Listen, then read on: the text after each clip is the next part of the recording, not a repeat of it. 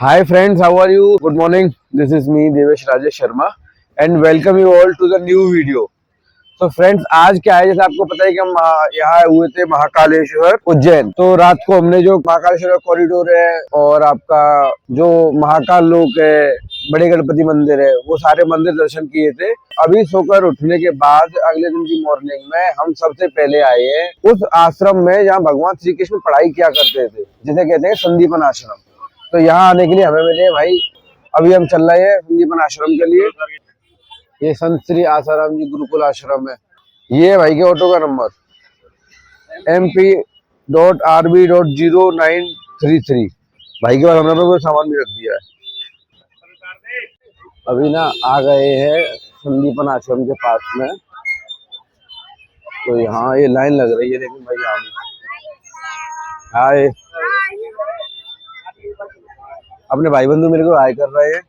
अरे लाइन लग गई, इसमें लाइन में अंदर कैसे जाएंगे? ऐसे ऊपर से निकल लो। महर्षि संदीपन आश्रम पीछे लाइन में दिख रही है। इतनी भीड़ को तो हम पास करके आगे आ गए, और अभी भी लाइन लग रही है बहुत लंबी, लेकिन जा रहे हैं। और आज तो मुझे लगता है जन्माष्टमी भी है, तो ज्यादा लोग यहाँ आ रहे होंगे। हैप्पी जन्माष्टमी भाई। ये जो संदीपन आश्रम बना हुआ है, ये बना हुआ है केंद्र शासन द्वारा स्वीकृत मेगा सर्किट उज्जैन योजना के अंतर्गत, और इसे जो है मध्य प्रदेश राज्य पर्यटन विकास निगम द्वारा ये जो है विकसित किया गया है।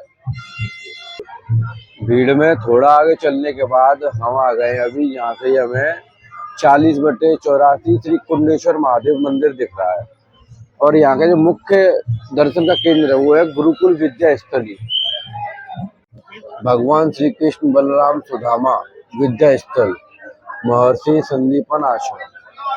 मुख्य मंदिर में है भगवान श्री कृष्ण बलराम सुदामा का जो मंदिर विद्या स्थल है। सामने है श्री कुंडेश्वर महादेव।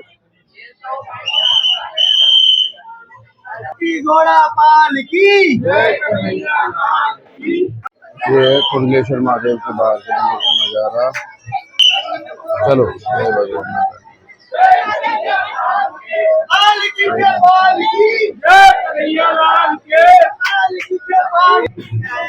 कुंडेश्वर महादेव के मंदिर के दर्शन करने के बाद क्या है कि यहाँ आज जन्माष्टमी भी है, तो कोई सजावट हो रही है।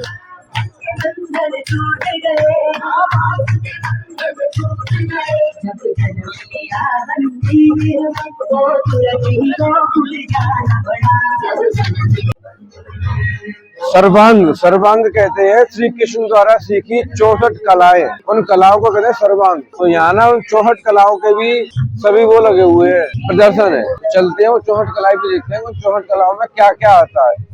ये है 64 कलाओं की दीर्घाएं संदीपन आश्रम के अंदर। और इधर ये ना एक वो भी है, तालाब है, लेकिन तालाब में पानी अभी कम है। ये देखेंगे इधर में लिखा हुआ है, जैसे पहली है गीत, फिर वाद्य यानी गायन, फिर वाजन, फिर नृत्य, अलेख्या। इस प्रकार 64 कलाओं के अलग अलग नाम है। विषेक अच्छे तड़ कुसुन बल विकार। 12वीं कला का नाम है उदकाघात। ये वो कलाएं हैं जो बोलते हैं 64 कलाओं में जो व्यक्ति निपुण हो जाता है तो वो मतलब कुछ भी कर सकता है। 30वीं कला का नाम है दुर्वाशक योग, पुस्तक वाचन। पूरी रास्ता में ये दीदी तब भी मिली है जो पढ़ रही है इनको कौन कौन सी कलाएं लिखी है। हम सभी लोग क्या है कि वैसे जो इन मंदिरों में दर्शन करने जाते हैं, देश के भ्रमण पर निकल रहे हैं, तो हम सभी लोग क्या है कि सनातनी है। और ये बात तो आई थिंक आप सभी लोग मानते ही है कि आप जो भी है भारत भूमि में आप रहते हैं, आप सनातनी है। तो ना अभी इस मंदिर को घूमते हुए समझ में एक चीज आई है, यार हम सनातन जरूर है, हमें सनातन के बारे में पता कितना है। ये जो यहाँ 64 कलाओं की प्रदर्शनी लगी है, इसे देखने के बाद मालूम पड़ पा रहा है कि हाँ भाई ये ऐसी ऐसी 64 कलाएं थी भगवान श्री कृष्ण ने प्राप्त की। हम अपने शास्त्रों को नहीं पढ़ते हैं, अपने जो आने वाले पीढ़ियां हैं उन्हें ये सारी चीजें बता ही नहीं पा रहे हैं। और फिर हम कह रहे हैं भारत का जो एजुकेशन सिस्टम खराब है, सरकारें बेकार है। ऐसा नहीं है भाई, हमें खुद ही अपनी जो चीजें वो नहीं पता है कि 62 नंबर पे वैवाही की विद्या, वैजी की विद्या 63वें नंबर पे है और 64वें नंबर पे है व्यायामिली। ये हो गई 64 सारी कला है। इसके बाद ये गीता उपदेश लिखे हुए हैं। ये जो छोटे छोटे बोर्ड लगे हैं इन पे देखते हैं इन पे क्या लिखा हुआ है। इन पे क्या छोटे छोटे बोर्डों में इनके सामने तस्वीरों के ये श्लोक लिखा हुआ है और उनका अर्थ भी लिखा है। जितनी भीड़ उस पर दिख रही है बाहर में, उतनी भीड़ यहाँ अंदर नहीं दिख रही है इस पे, जहाँ ये 64 कलाओं का प्रदर्शन लगा है। और ये साइड हम देख के आ गए, फिर तो एक गीता के श्लोक लिखे हुए हैं अभी तो।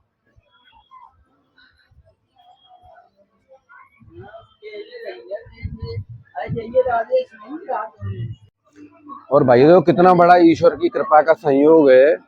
आप ऐसे देखेंगे कि आज जन्माष्टमी है और जन्माष्टमी साधारण तो अपने घर ही रहते हैं, व्रत करते हैं, पूजा करते हैं, लेकिन भगवान श्री कृष्ण की कृपा से इस बार की जन्माष्टमी पे अभी हम लोग हैं उज्जैन में।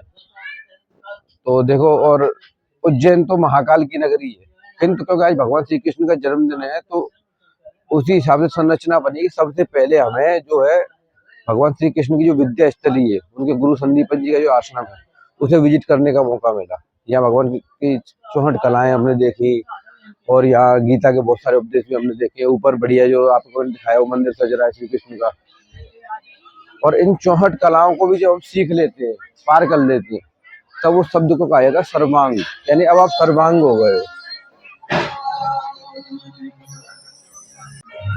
ये है यहाँ एक मतलब भगवान नंदी की मूर्ति लगी हुई है। आपको दिखा दोनों भाई फोटो खिंचा रहे हैं। भाइयों को फोटो का शौक है कि पूरी ट्रिप पे भाइयों ने कम से कम एक यार फोटो खींची। तो मेरे तो फोटो खींचते नहीं है, फोटो अपने अपने खींचते रहते हैं। क्या भाई, चलो फोटो तो अकेले खींचते रहते हो।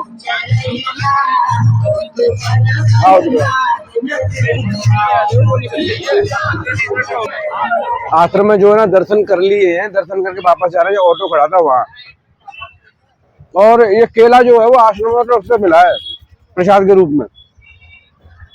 तो मस्त केले खाते हुए पहुंच जाते हैं ऑटो वाले भाई के पास, रिक्शा वाले के, फिर वो मोड़ आगे लेके चलेगा। ऐसे यहाँ 5-6 मंदिर है, वो मैंने आपको जो वीकेंड का दिखाया उसमें थे। संदीपन आश्रम हो गया, उसके बाद अभी देखते हैं कहाँ लेके जाएगा भाई। फिर 30 नंबर पे ले जाएगा काल भैरव, उसके बाद 2 मंदिर आ गए ऐसे बता रहा है।